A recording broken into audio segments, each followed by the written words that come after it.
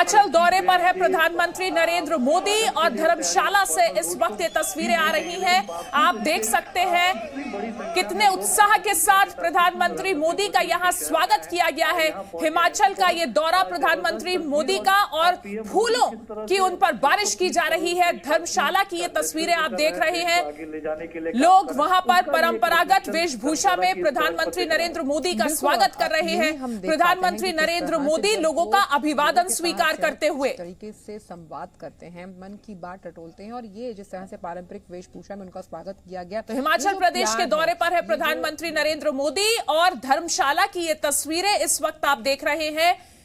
प्रधानमंत्री मोदी का ये रोड शो धर्मशाला में, जैसे ही प्रधानमंत्री का जो ये पूरा काफिला था वो निकला तो उन पर फूलों की बारिश की गई। लोगों का उत्साह भी आप देख सकते हैं।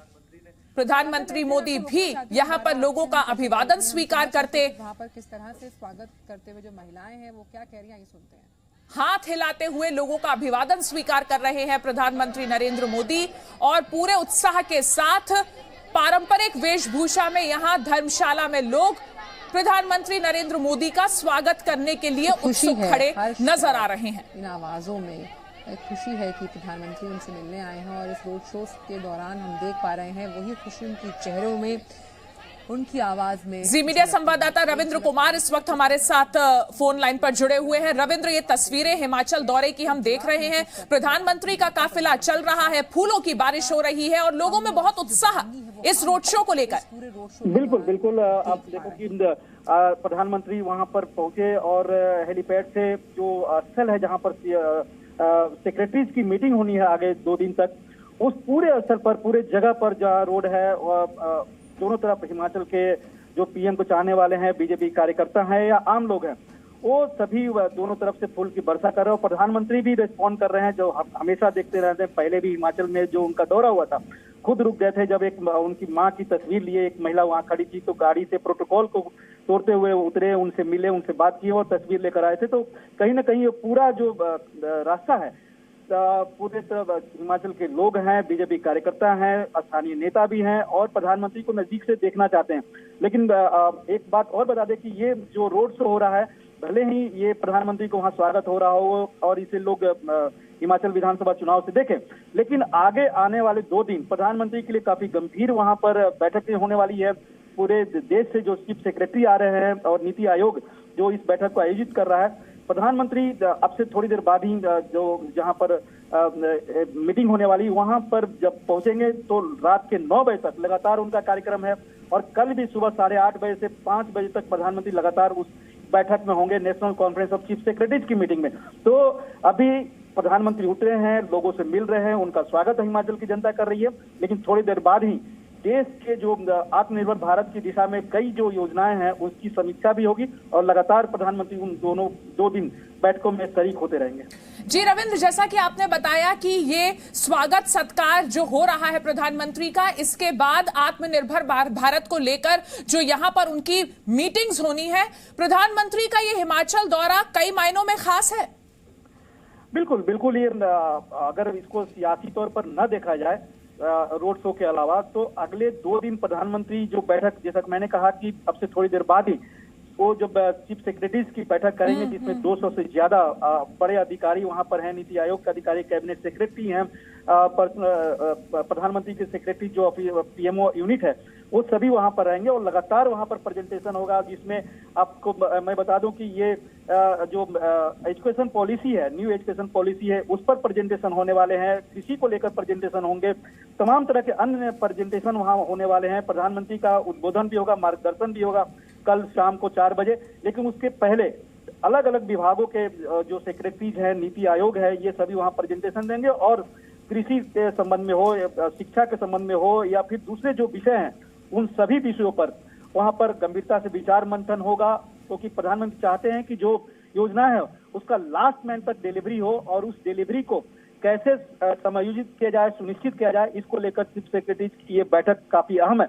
लेकिन जो अभी प्रधानमंत्री का काफिला जो आगे बढ़ रहा है, आप देख जाहिर तौर पर हमारे दर्शक देख रहे हैं, जी मीडिया के दर्शक देख रहे हैं, उस पर पुष्प की वर्षा हो रही है। हिमाचली वेशभूषा में वहां की महिलाएं प्रधानमंत्री का स्वागत कर रही हैं।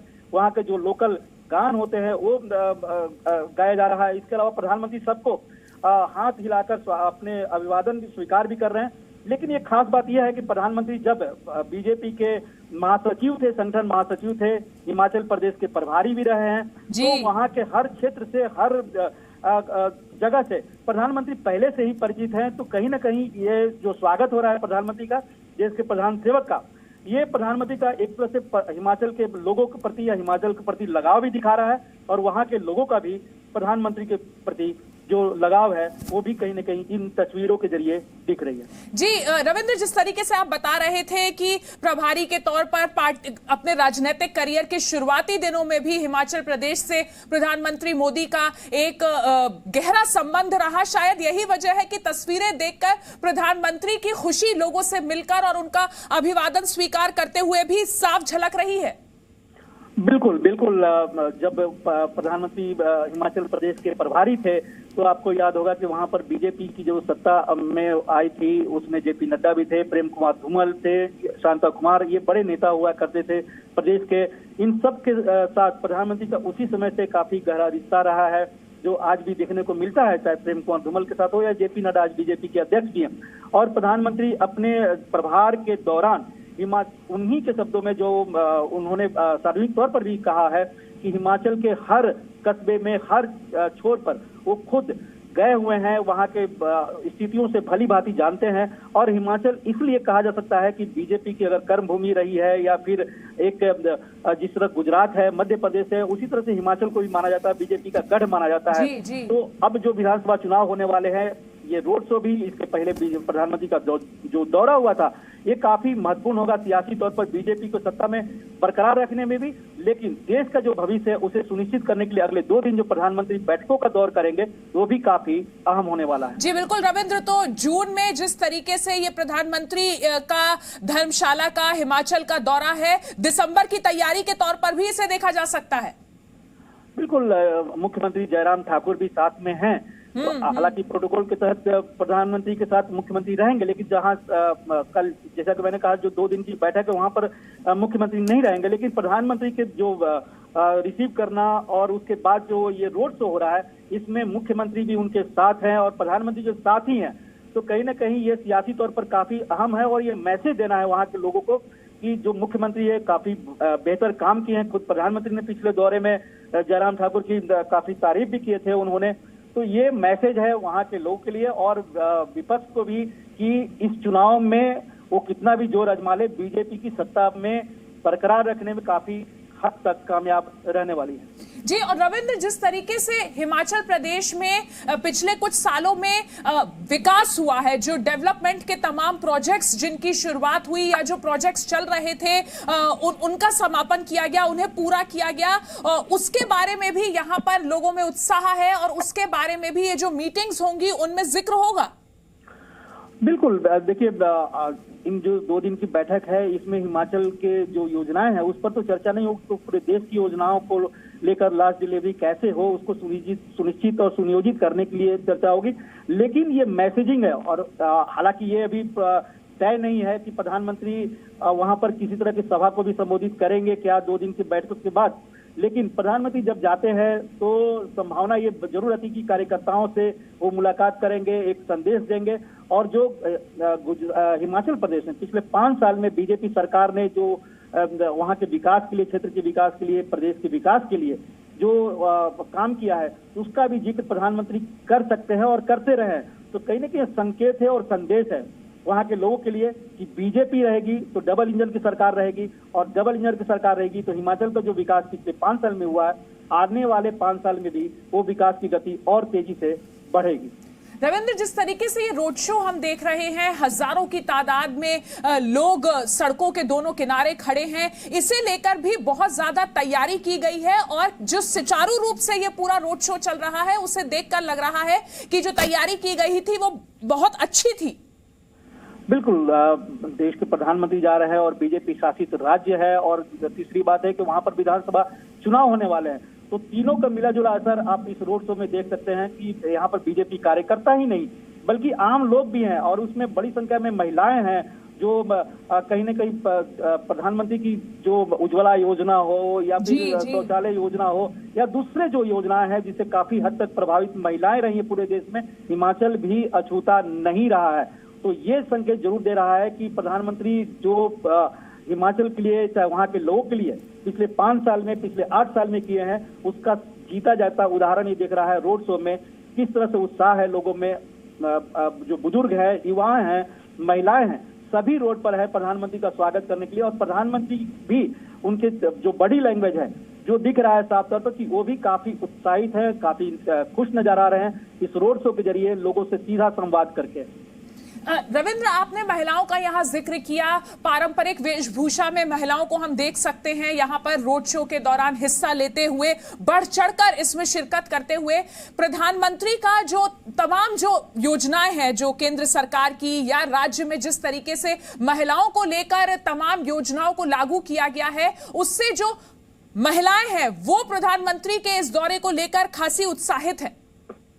बिल्कुल बिल्कुल, आप देखिए कि अगर इसको थोड़ा सा और पीछे देखें, उसी का अगर तुलना करें, अभी उत्तर प्रदेश विधानसभा चुनाव हुए थे, वहां पर सिर्फ बहुसंख्यक की नहीं बल्कि अल्पसंख्यकों की काफी बड़ी संख्या में महिलाओं ने शारीरिक तौर पर यह स्वीकार किया था कि प्रधानमंत्री की योजनाओं कारण से, कई तरह की योजनाओं के कारण से उनका जीवन स्तर सुधरा है, वो स्वावलंबी हुए हैं। तो ये अगर उत्तर प्रदेश में हुआ तो हिमाचल प्रदेश में भी इसका असर जरूर हुआ है, हिमाचल प्रदेश में भी देखने को मिला।